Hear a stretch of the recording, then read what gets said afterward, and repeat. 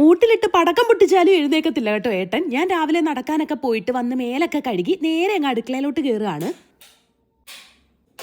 ഇന്നലെ വെച്ച ചോറ് കുറച്ച് ബാക്കി ഇരിപ്പുണ്ടായതുകൊണ്ട് അതൊന്നുകൂടെ കഴുകി അങ്ങ് തിളയ്ക്കാൻ വേണ്ടി അടുപ്പത്തോട്ട് വെച്ച് കേട്ടോ. പിന്നെ മീൻകറി ഞാൻ വൈകിട്ട് വെച്ചിട്ടുണ്ടായിരുന്നു. പിന്നെ കുറച്ചിരുന്ന പാത്രങ്ങളെല്ലാം അങ്ങ് തുടച്ച് വെള്ളം കളഞ്ഞിട്ട് യഥാർത്ഥ സ്ഥാനത്തൊക്കെ എടുത്തു വെച്ചു. രാത്രിയിൽ കഴുകാനുള്ളതെല്ലാം ഞാൻ എടുത്തു വെച്ചിട്ട് പോകാറേ ഉള്ളൂ. പകൽ ഇതുപോലെ വന്നെടുത്ത് അതാ സ്ഥാനത്ത് വെക്കാം. ഉണങ്ങി നീറ്റായിട്ടായിരിക്കും കേട്ടോ വരുന്നത്. ഇന്നലെ ആണെങ്കിൽ ഞാൻ തേങ്ങ തിരുമ്മിയും പയർ അരിഞ്ഞും വെച്ചിട്ടുണ്ടായിരുന്നു. അപ്പോൾ അതുകൊണ്ട് തന്നെ ഇന്ന് പെട്ടെന്ന് തന്നെ നമുക്ക് എല്ലാം അങ്ങ് റെഡിയാക്കിയാൽ മാത്രം മതി. ആദ്യം ഞാൻ പയർ തോരൻ വെക്കാമെന്ന് വിചാരിച്ചിട്ട് അത് അടുപ്പത്തോട്ട് അങ്ങ് സെറ്റാക്കി കേട്ടോ. ഞാനിപ്പോൾ മിക്സിക്കകത്തല്ല, ഇതുപോലെ ചോപ്പറിനകത്താണ് കേട്ടോ തേങ്ങയെല്ലാം ഇങ്ങനെ ക്രഷ് ചെയ്തെടുക്കുന്നത്. പിന്നെ ചമ്മന്തിയാക്കി ആ ഒരു സമയം കൊണ്ട് കൈയൊന്നും തൊട്ടാലും ചമ്മന്തി ചീത്തയാകില്ല കേട്ടോ. ഞാൻ ഇതുപോലെ ഉരുളയാക്കിയാണ് വെക്കാറുള്ളത്. പിന്നെ അപ്പുക്കുട്ടന് കൊണ്ടുപോകാൻ വേണ്ടിയിട്ടും ഏട്ടന് കൊണ്ടുപോകാൻ വേണ്ടിയിട്ടും കുറച്ച് ചിക്കൻ ഇടുന്നത് ഞാൻ എടുത്തങ്ങ് വറുത്തു. ദോശ ചൂടുന്ന സമയമായപ്പോഴത്തേന് അപ്പുക്കുട്ടൻ എഴുന്നേറ്റ് വന്നായിരുന്നേ. അങ്ങനെ എൻ്റെ കൂടെ അടുക്കളയിലിരുന്ന കേട്ടോ അപ്പുക്കുട്ടൻ ദോശ കഴിച്ചേ. ഇതിൻ്റെ അകത്ത് ഉപയോഗിച്ച സാധനങ്ങളുടെയൊക്കെ ലിങ്ക് ഞാൻ ടാഗ് ചെയ്തേക്കാം. അപ്പോൾ ടാറ്റ ബൈ, സീ യു.